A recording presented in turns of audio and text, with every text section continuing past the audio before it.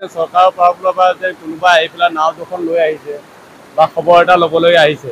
নমস্কাৰ ৰাইজ, আমাৰ গোলাঘাটৰ লেটেকু চাপৰিত আপোনালোকে দেখিব পাইছে যিটো অৱস্থা হৈ আছে, গোটেই মেইন ৰাস্তাটো ছিঙি পেলাই বানপানীয়ে ধনশিৰি নৈৰ যিটো তাণ্ডৱ চলি আছে, আমাৰ এনেকুৱা ৰাস্তা দুই জেগাত ছিঙিছে। বৰ্তমান মানুহ অহা যোৱাত বহুত অসুবিধা হৈ আছে।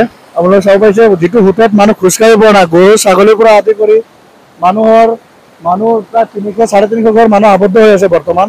আৰু মানুহ বহুত বস্তু বৰ্তমান আমাৰ গাঁৱৰে এজন আছে আমাৰ ওচৰত, অলপ কথা পাতিব, শুনি লওক আপোনালোকে কি কয় ৰাস্তাৰ বিষয়ে। আজি ৰাতিপুৱাৰ পৰা যিমান মানুহ অসুবিধা পাইছে ওলাওতে মেলোতে গৰু ছাগলী লৈ পেলাই, এবাৰো নেদেখিলোঁ যে চৰকাৰৰ ফালৰ পৰা যে কোনোবা আহি পেলাই নাও দুখন লৈ আহিছে বা খবৰ এটা ল'বলৈ আহিছে, সেইটো দেখা পোৱা নাই আমি। তাৰ কাৰণে আমাৰ মনত দুঃখিত, সেইটোৱে কৈছোঁ। ৰাস্তাটো ছিঙা মানে বৰাবৰ হৈছে, এতিয়া বিশেষকৈ বেছি সময় নাযায়, ৰাস্তাটো ডাইৰেক্ট ছিঙি যাব। চৰকাৰে সোনকালে দুখন নাৱৰ ব্যৱস্থা কৰি দিয়ে, তেনেহ'লে ইফালৰ মানুহখিনি উলিয়াব পৰাকৈ। এতিয়া আমাৰ এইজন এইপিনে ৰাস্তা ছিঙা সিপাৰত ঘৰ, তেওঁ যোৱা অহা যোৱাত বহুত অসুবিধা হৈ আছে বুলি কৈছে। আৰু গোটেই ৰাস্তাটো ছিঙি পেলাই অৱস্থা নাই। আপোনালোকে পানী চাব পাৰিছে, গোটেই সোঁত পানী, গোটেই অৱস্থা নাই, কেনেকুৱা সোঁত চলি আছে। মানুহৰ ঘৰৰ ভিতৰত পানী আপোনালোকে চাব পাৰিছে।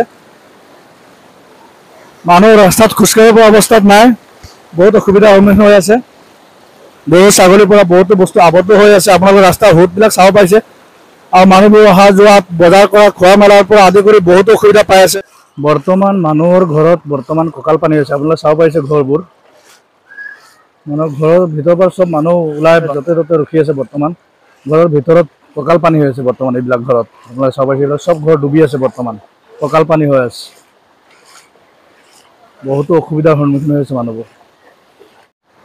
এইবিলাক চব দোকান পানীৰ তলত, বৰ্তমান ঘৰত বৰ্তমান কঁকাল পানী হৈ আছে, ঠাই নোহোৱা হৈছে। এইবিলাকত ৰাস্তাৰ ওপৰেদি পানী বৈ গৈ আছে, বহুতো অসুবিধাৰ সন্মুখীন হৈছে মানুহবিলাক।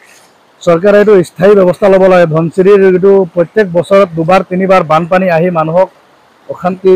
প্ৰায় 1 মাহ আগত মানুহে কঠীয়াটো ৰুবলৈ হোৱা সময়তে এবাৰ বানপানী আহি গোটেই কঠীয়া মাৰি থৈ গ'ল। মানুহে বহুত কষ্ট কৰি বহুত দূৰৰ পৰা কঠীয়া আনি 2 বিঘা 4 বিঘা মাটিত যি ৰুইছিলে, এতিয়া বানপানী আহি আকৌ সেইটোও বৰবাদ কৰি থৈ গ'ল। মানুহৰ কঁকাল ভাঙি থৈ গুচি গ'ল ধনশিৰি নৈয়ে। একেবাৰে ধনশিৰিৰ কঁকালটো ভাঙি থৈ গ'ল। আপোনালোকে এইটো বেছিকৈ শ্বেয়াৰ কৰি দিব ভিডিঅ'টো। ধনশিৰিৰ যিমান ধান পথাৰ আছিলে চব মানুহৰ একদম চাফা কৰি থৈ গ'ল। মানুহে যি খেতি কৰা মানুহ আছিলে চবৰ মূৰে কপালে হাত দি বহি আছে, আৰু এতিয়া কি কৰিব, উপায় নাই।